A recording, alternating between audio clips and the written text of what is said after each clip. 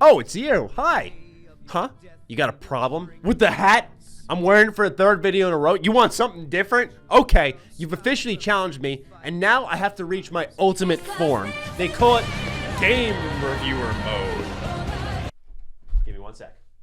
A few moments later. I'll show them. They think this is a joke, huh? They think this is a funny joke. 1 hour later.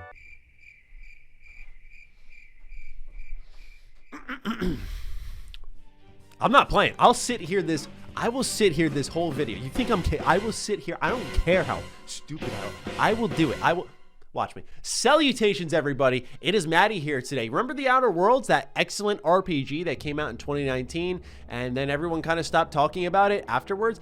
Yeah, so the second and final piece of downloadable content has dropped for the game, and I have gone back to it to play it. I gotta say, it really impressed me in a lot of ways. Now, it's no secret, I like The Outer Worlds and have turned into a defender of The Outer Worlds. A lot of people have kind of gone sour on it as the time has passed us by. I'm sure I could make a whole video talking about that, but what I want to focus on in this video is the newest DLC. I've had early access to it for about a couple of weeks now. I've been putting hours in here and there. Admittedly, I'm not done with it yet, so do keep that in mind. But I wanted to share some thoughts on it because it kind of shocked me. If you didn't watch my Peril on Gorgon video, which is the first DLC to come to The Outer Worlds, I liked it, but I had some complaints, right? There was the level design, which I thought was kind of poor. The Gorgon asteroid was like this obtuse, weird environment where sometimes you'd be dipping low and going up high, and you have to take like these weird routes to get to where you wanted to go. Whereas Murder on Eridanos is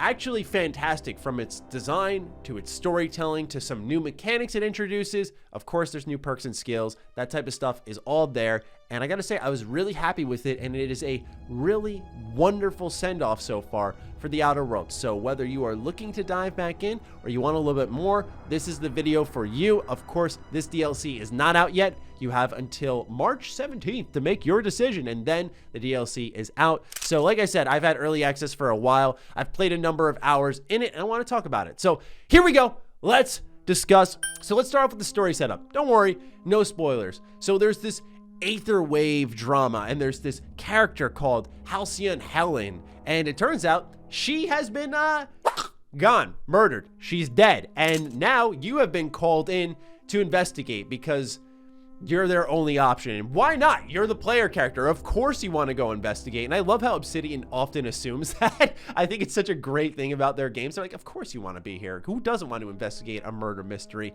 So you end up going to this brand new planet that you could not previously explore. Do know it's a lot like Peril on Gorgon, where you have to be a certain level to get to this DLC, and it's not after the game. It takes place during the game. So if you're starting up a new save file, you got to get past Monarch again, just like you did with Gorgon. That is a big complaint people are having. I really did wish Obsidian had like a way you could load up a Monarch save file to play this DLC, even if it's preset, and that's kind of unfortunate because you lose your build. It would be really, really great if players had that, because there are a lot of people who want to play this DLC, but they can't. This one ups the ante, so you got to be level 30, and they add 3 more levels to the cap. So if that's indicative of the length of the DLC, I'd imagine it's a number of hours. But anyway, you end up on this brand new planet. You're investigating the murder of Halcyon Helen, who's connected to Rizzo's. This is one of the many corporations in The Outer Worlds. And right off the bat, there was one thing I really did appreciate about this DLC. In a lot of ways, it is returning to form with the base game, but it strips some of the fat.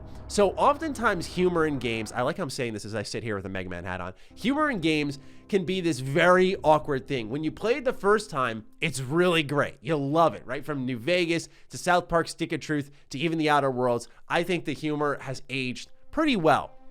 But there are some people, and at times myself included, where you don't want the jokes. You want to get to the good stuff, or the humor isn't as funny. It's like your good friend telling the same joke 80 fucking times. You're like, dude, can you just shut up already? So that's kind of what a video game with a lot of comedy can do. Although some people treat it like a movie and they're like, well, I can go back and watch it a million times. Everyone's different, of course, but that's how I view it. So what happens here is that a lot of the humor in The Outer Worlds was based off people pretty much promoting themselves as products of a corporation and being a part of this absolutely messed up system that's completely rigged for profits. I always think of the side quest where you had to bury property and it was like someone's body and they were owned by this company and they ended up killing themselves, but they were trying to collect on a debt at the same time. It's this excellent dark humor that I feel is executed well. But of course, sometimes you want to get to the meat and potatoes a little bit quicker. That's what I like about this DLC. It's still humorous like the base game, but oftentimes it's not just a company figure speaking to you and constantly doing plugs. You'll usually be introduced to the character, they will speak to you like they are a part of the company, and then they'll humanize quickly. And that may sound very strange, and it's hard to describe until you actually experience it, but it was a major plus in my book, because then you start to get to the important stuff. Yeah, it's funny at first, the big promotions, it works as a character intro, but a lot of the Outer Worlds characters lived on that and kept going with that. And at times it was funny, but at times you're like, all right, I want to cut a little bit deeper. This DLC tries that, and I think it does a pretty good job. So what about this murder investigation? Well, you arrive in sort of this strange utopia. You have this beautiful hotel. It's kind of like Tenpenny Tower. It's got that same feeling, that same energy, which is what makes it so great in my opinion.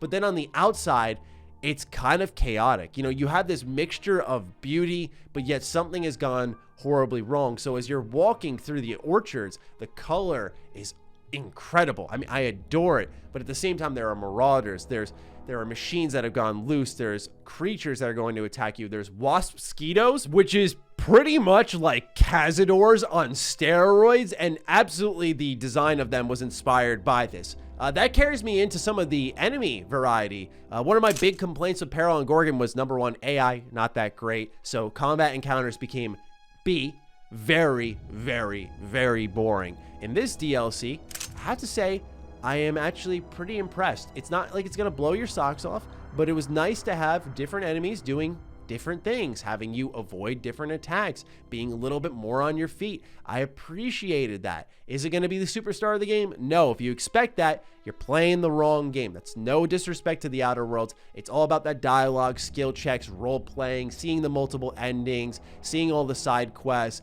role-playing game. But the shooting and the looting, it's a little bit better because the enemies are more interactive. So you'll have an enemy type that is what's called frenzied, and they'll approach you a lot differently than other enemies in the Outer Worlds typically would. They also have a sludge that they can throw at you, which applies a status effect. So this type of stuff is a lot more different. But then there are some reskin enemies, and I found that disappointing because you're going to all these different planets, and when you start to see the same creatures over and over, it's why I appreciated something like the wasp mosquitoes, because even though they're terrifying and they're really creepy and they are slightly reskinned, it still creates the idea of being on a brand new planet, where when you see these same primal things again, I'm like, man, they're on every planet. Did they just like go across the universe and just conquer? Because they're everywhere. So it kind of loses that luster of this intergalactic adventure. But at the same time, I get it, right? You need combat encounters. And so while there's this disconnect between the environment and the gameplay, where you're like 10 steps from the hotel shooting a bunch of creatures and you're thinking, is this the Outer Worlds? And it's just kind of trying to portray how weird these planets are, or are they just trying to give me something to do? It's a weird back and forth with the gameplay, but overall I can say there are some improvements there. But what's the most major improvement is your newest tool called the Discrepancy Analyzer. So what this is pretty much a weapon that you'll equip. It'll speak to you, it'll be really witty, and it'll say funny things, but ultimately it'll call out when you're near evidence. So as you're exploring Eridanos, you'll find different things that you can investigate, from bodies to footprints, different chemicals, so on and so forth, and you'll be able to have this interaction with the evidence, and you can do skill checks on the evidence, and it created this whole new layer where this murder mystery took on a form of its own. Well, now you're finding audio logs, which were brought in through Peril and Gorgon. Believe it or not, the base game of the Outer Worlds had 0 audio logs. It's actually something I appreciated, but doing it in addition is fine with me. So you have that in the storytelling here, you have the characters, and then you have the Discrepancy Analyzer kind of creating this picture of the past as you piece everything together. And like I said, this is really the thing that made it all click. It made it a lot more enjoyable, where you had this nice balance of narrative pacing, interacting with characters.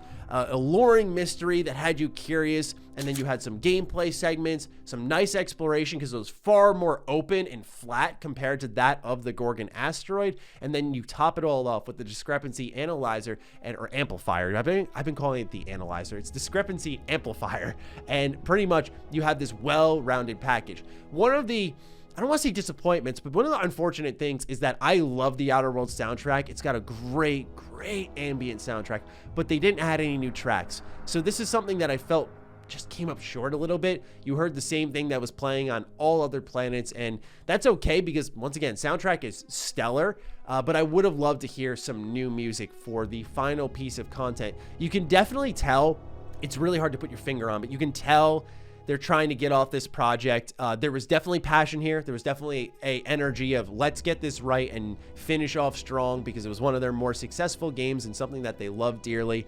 But you can also tell for sure that, with little things like that and little things like the gameplay design, where if the world were a bit bigger for Eridanos, it would have made sense, some of those combat encounters, that they just kind of wanted to get the ball rolling and not spend a ton of time fixing those little things and just move on to what I think is their more important project, Avowed.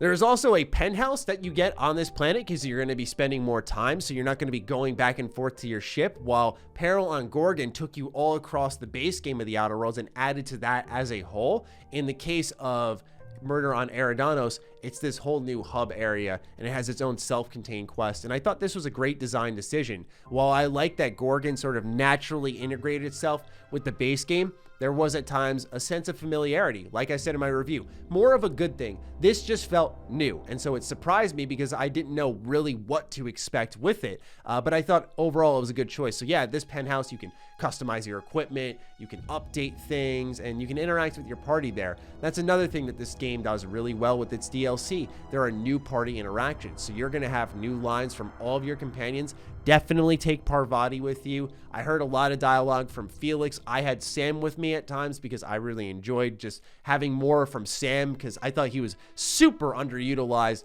when it came to, of course, the base game. So getting more of those funny lines is always great for me. But overall, I thought that they checked all the boxes for this. This is a great send-off so far for the DLC. If you're a Game Pass owner, it's 10% off. It's also available on Game Pass, so you can download the Outer Worlds and then pay like 15 bucks and get this DLC. I gotta be honest, if you've got a save file lying around and you want to play some more Outer Worlds, this is great. I really did dig it, and I think that a lot of people will as well. I know a lot of folks have gone sour on this game, and I know a lot of people have moved on from it, and I understand it, but we're in this lull right now where I feel this DLC has come at a great time. The mistake that Obsidian made was announcing it on the same day that Bethesda and Xbox had that roundtable discussion. So it's like, oh my God, of course we did this, right? Because now it's another DLC that won't get enough attention. So Obsidian, I'm scolding you for that. You guys got to announce stuff at a place where more people can see your awesome work. But with that, more mastery from Obsidian Entertainment, so congrats to them, and I'm looking forward to seeing your thoughts on this DLC. Do you have any more questions? Did I miss something? Let me know in the comments down below. Other than that, follow me on Twitter, follow me on Instagram. Those links are in the description down below, along with my Patreon if you want to support me in this cool Mega Man hat. I can buy more hats. Wouldn't that be great? So yeah, feel free to support that. Link in the description down below. Stay sexy, stay active. I love you all. Peace.